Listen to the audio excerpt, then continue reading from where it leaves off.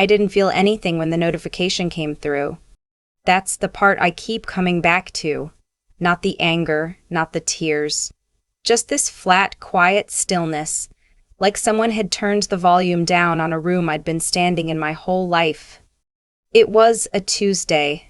I was sitting at my kitchen table in Portland with a half-eaten bowl of oatmeal going cold next to my laptop, and my phone buzzed with a message from my brother. Not a call.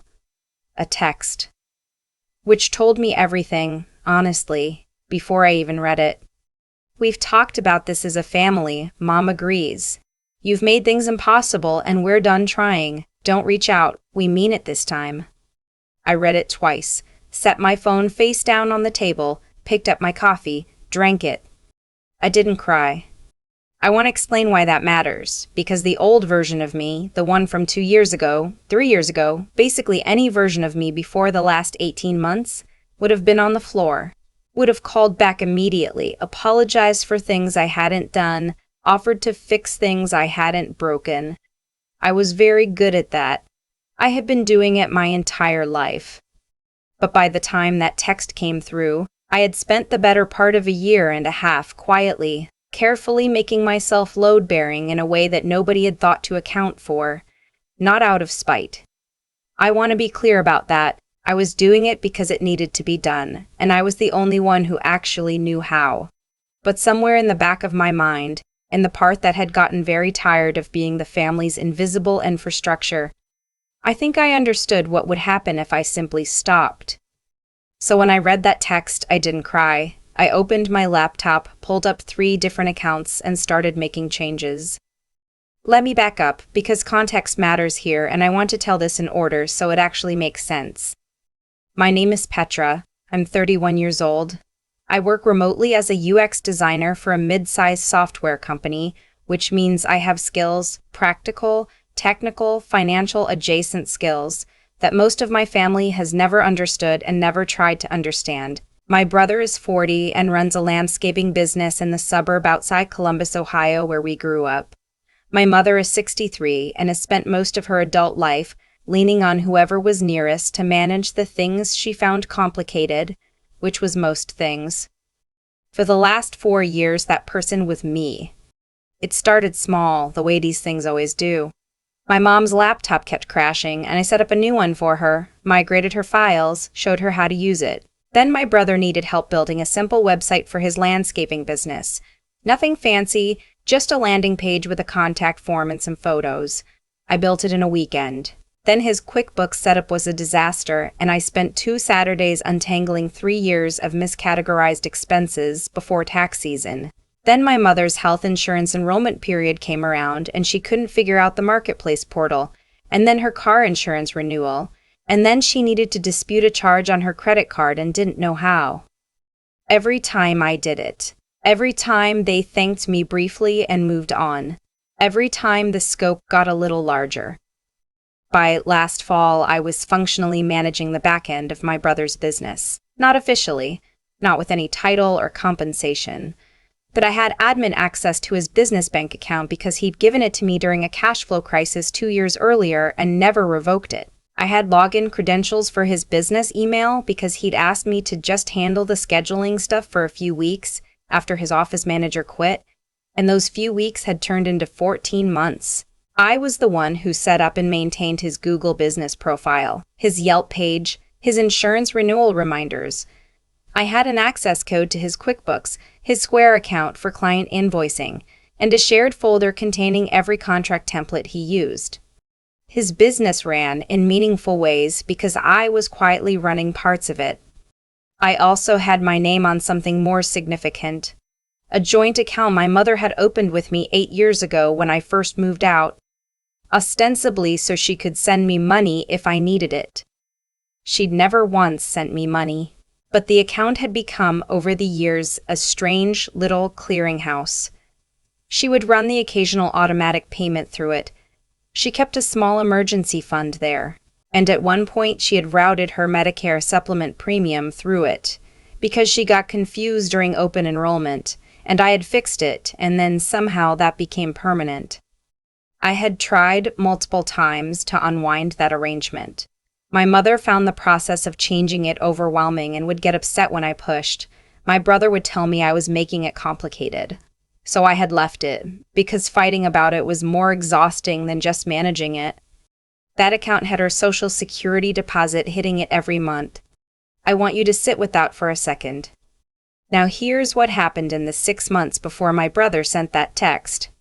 My mother had decided, with my brother's encouragement, to sell her house in Columbus and move into a 55-plus community in a suburb north of the city. It was a reasonable decision. The house was too big for her, the maintenance was becoming difficult, and the community had amenities she'd enjoy. I was supportive. I helped her research options, compare HOA fees, review the purchase agreement for the new unit. The problem was the money. My mother's house had appreciated significantly.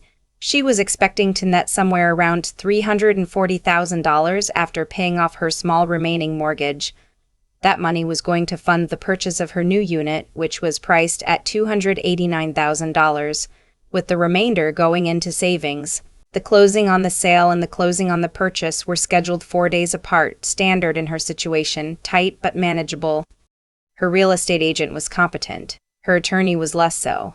And somewhere in the chain of paperwork, it had come out that the joint account, my joint account, was listed as the destination for the sale proceeds, because that was the account her attorney had on file, because that was the account that was connected to the only bank statements my mother had been able to locate when they'd asked for financial documentation. Her attorney had called me about this in September. I had flagged it. I had sent a corrected wire routing form with my mother's solo checking account listed as the destination. I had followed up twice. The attorney had confirmed the change. But I was still listed as an authorized party on the closing disclosure. My name was still in the file. And the notarized authorization form that allowed the title company to proceed, the one that my mother's attorney had included in the closing package, had my signature on it from the original documentation, which her attorney had apparently just kept in use without re-requesting. I did not know this until the week before my brother sent that text. I had found out because the title company had emailed me directly, not my mother's attorney, not my mother, to confirm a detail about the wiring instructions. They had my email because I was in the file. I was in the file because I had been helping, quietly and without recognition, for 4 years. I forwarded the email to my mother's attorney with a note asking him to clarify the authorization chain and ensure my name was removed from all active documentation before closing. His response was that it would be fine, I was already listed, it would simplify things to just leave it, I was overcomplicating this. I sent a second email, firmer. That was on a Thursday. The text from my brother came the following Tuesday. I don't know exactly what conversation happened in between. I know my mother called my brother. I know there was apparently a family discussion in which my pushing back on the attorney's documentation practices was reframed as me causing problems with the closing and holding the sale hostage. I know this because eventually, weeks later, my brother told me this in a voicemail he left after everything had already happened, when he was trying to explain himself, and the explanation made things worse. But I didn't know any of that on Tuesday morning when the text came through. I just knew what he had written. We mean it this time. I read it twice, set my phone face down, drank my coffee. Then I opened my laptop. I sent an email to the title company. I am writing to formally withdraw my name from any authorization documents related to this closing. Please consider this notice that I do not consent to my name or signature being used in any capacity in connection with this transaction going forward. Any documents bearing my name or signature as an authorizing party should be considered invalid as of today's date. I beseech my own attorney, who I had consulted briefly in the fall when this situation first started feeling strange. I asked her to send a follow-up letter on her letterhead. Then I opened my brother's QuickBooks. I didn't delete anything. I didn't change anything. I exported a full backup of every file I had ever managed, saved it to my own hard drive, and then I sent him an email. I want to let you know that I'll be stepping back from any role in managing your business accounts effective immediately. I've exported the records I was responsible for and will retain them for my own documentation purposes. I'd recommend you change your admin passwords and review your account access with whoever you'd like to take over. I've also removed my personal information from your business insurance file, where it was listed as an emergency contact. Take care. I removed myself from his Google Business Manager account. I removed myself from the shared scheduling folder. I unlinked my email from his Square account. Then I opened the joint bank account with my mother. I did not close it. I could not close it unilaterally. It was a joint account. Closing it required both account holders. But I removed the 2 automatic payments that had been routing through it.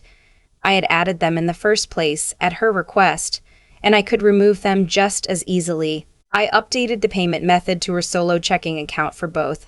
I sent her bank a secure message flagging that I was an account holder requesting to discuss the joint account status and asking them to confirm my rights regarding the Medicare supplement auto payment routing. Then I set my phone to Do Not Disturb, finished my cold oatmeal, and went back to work. The title company called my attorney at 10:47 a.m. The closing, which had been scheduled for that Friday, could not proceed as structured because the authorization documentation was now in dispute. My attorney had sent her letter. The title company needed clear authorization from every party listed in the closing file before they could move forward. My mother's attorney had not repapered the closing after my September request. My name was still in 4 places in the closing package. The sale was put on hold. By noon, I had 11 missed calls. By the time I got off a 3 o'clock work call, I had 23. My brother called from his cell phone, then from his business line, then from a number I didn't recognize that turned out to be his wife's phone. My mother called 4 times and then, apparently, asked my aunt to call me, so my aunt called twice. I didn't know what my aunt had been told. I didn't answer. At 4:15 p.m., I got an email from my mother's attorney. The tone had changed considerably from our previous exchange. He was requesting that I confirm my authorization remained in effect as a matter of urgency and that any withdrawal of authorization could expose the parties to significant financial liability related to the purchase contract timing. I forwarded it to my own attorney with the note, "Please handle this." At 6:30 p.m., I got a voicemail from my brother. He was not calm. He was using a voice I had heard before, the one that was supposed to sound like a reasonable adult talking to an unreasonable child, but had always just sounded to me like someone who had never been told no. He said I was blowing this out of proportion. He said I was making it about myself. He said the family was under a lot of stress with the move, and I was adding to it. He said he understood if I was upset. But this wasn't the time. He did not mention the text he had sent me 11 hours earlier. I did not call back. The following morning, my attorney called me. She had spoken with the title company and with my mother's attorney. The situation was, in her words, correctable but not simple. For the sale to proceed on its current timeline, the closing package would need to be restructured to remove my name from the authorization chain entirely, which required my mother's attorney to refile 2 documents and get them re-executed. This would take, at minimum, 3 to 4 business days. The current closing was Friday, the purchase closing was the following Tuesday. If the sale closing missed its date, the purchase closing would also need to be postponed. And the seller of my mother's new unit had a 30-day hard deadline before the contract would be voided. My attorney asked me gently but directly whether I had any interest in making this easier by simply reconfirming my authorization and letting the closing proceed as scheduled. I thought about the text for a moment. "We mean it this time." I told her no. I told her I wanted my name out of the file entirely, and I wanted it done correctly. She said she understood, and that she would communicate that to the other parties. The calls continued for the rest of the week. I stopped counting somewhere around 40. My brother sent 3 more texts, the first angry, the second a strange pivot to "let's be adults about this," the third asking if we could just talk. My mother left a voicemail that was hard to listen to, not because it was mean, but because she sounded genuinely scared and confused. And I knew that some of that fear was legitimate and some of it was being amplified by my brother and his wife. who had a financial stake in the purchase going smoothly because my mother had agreed to loan them $18,000 toward their own renovation project once the sale closed. That detail came out later. I hadn't known about it at the time, but it explained some things. My attorney's office exchanged several increasingly tense emails with my mother's attorney over 4 days. On Friday morning, the original closing date, I got a call from my own attorney. The documents had been refiled. My name had been formally removed from the closing package. The title company had confirmed the updated authorization chain was valid. The closing had been rescheduled to the following Wednesday, 3 business days later than planned, which was enough, barely, to still make the purchase timeline. She told me the other attorney had not been particularly pleasant to deal with. I thanked her and asked her to send me her invoice. I don't know what my mother was told about how the delay was resolved. I know she didn't call me after Friday. I know my brother didn't call me either, once it was clear the closing was back on track. The calls that had been so urgent, so relentless, so many, stopped as suddenly as they had started. I thought about that quiet. The way it landed, not peaceful exactly, but clean. A few weeks later, I got a formal letter from my mother's attorney confirming that the sale had closed, the purchase had closed, and my name had been fully removed from all related documentation. There was no thank you from him. There was no note from my family. I got a text from my aunt, who I suspect understood more of what had happened than anyone else, that said only, "Good for you, honey." I saved it. The joint bank account is still technically open. Neither of us has moved to close it. There is $140 in it. I stopped routing anything through it the day of my brother's text, and my mother's attorney confirmed her Medicare supplement was successfully transferred to her solo account before her next billing cycle. I check the joint account balance periodically, the way you check a smoke detector, not expecting anything, just making sure. I have not spoken to my mother since before the closing. I have not spoken to my brother. I don't know if that will change. I noticed that I have stopped anticipating the moment when it might, stopped rehearsing what I would say, stopped bracing for a call that required me to explain or defend myself. That particular low hum, which I hadn't even realized was there until it was gone, has gone quiet. A few weeks after everything settled, I took the long weekend and drove up to Cannon Beach by myself. Rented a small house 3 blocks from the water, cooked my own food, walked on the beach in the mornings when it was still gray and cold and mostly empty. I had a glass of wine on the deck the first evening watching the fog come in, and I thought, nobody needs anything from me right now. It sounds small. It wasn't. I've been a lot of things to a lot of people in my family.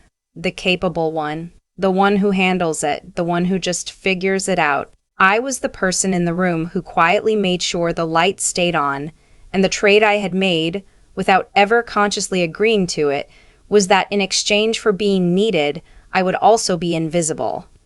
What I've learned, what those weeks of silence taught me in a way that nothing before had, is that being needed and being valued are not the same thing.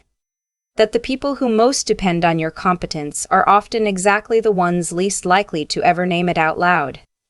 There is a version of this story where I get back on the phone, where I smooth it over, where I reconfirm my authorization, and let the closing go through and absorb the cost of my brother's text, as one more thing I've absorbed, and we all pretend it didn't happen, and 6 months from now I'm back in someone's QuickBooks at 11 p.m. on a Sunday, fixing something that nobody will ask me about and nobody will thank me for.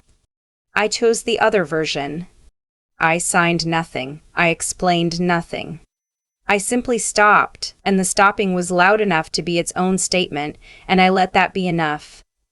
I keep thinking about that joint account, the one with $140 still sitting in it.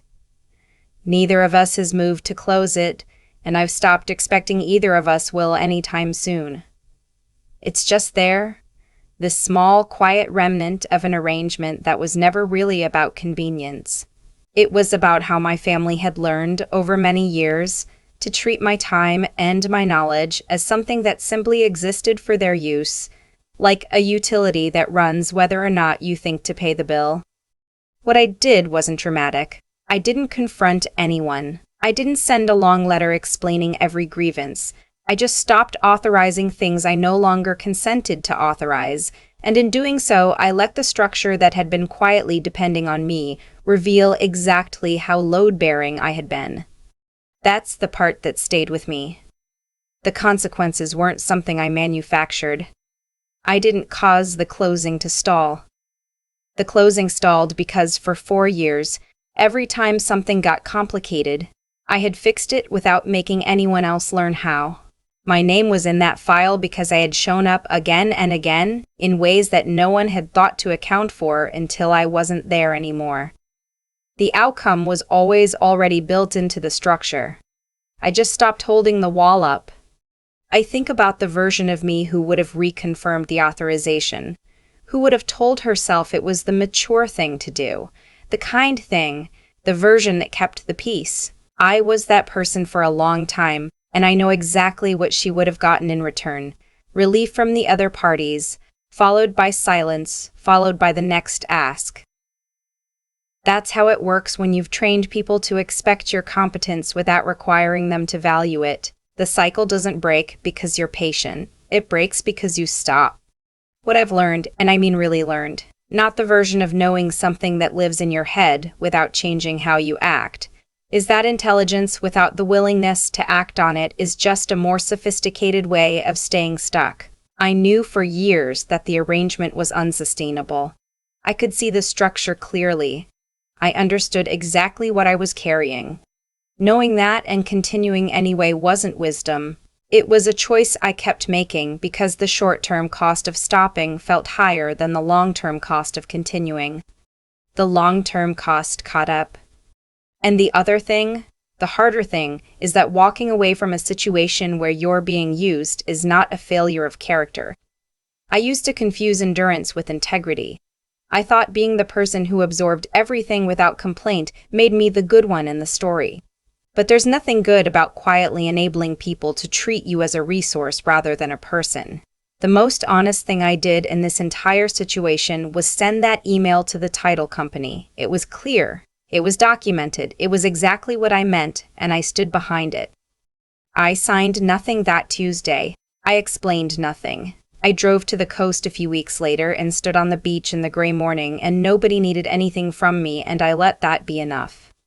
That feeling, that clean, undemanding quiet, is something I intend to protect now. Not because I've stopped caring about my family, but because I finally understand that caring about people doesn't require making yourself invisible in order to do it.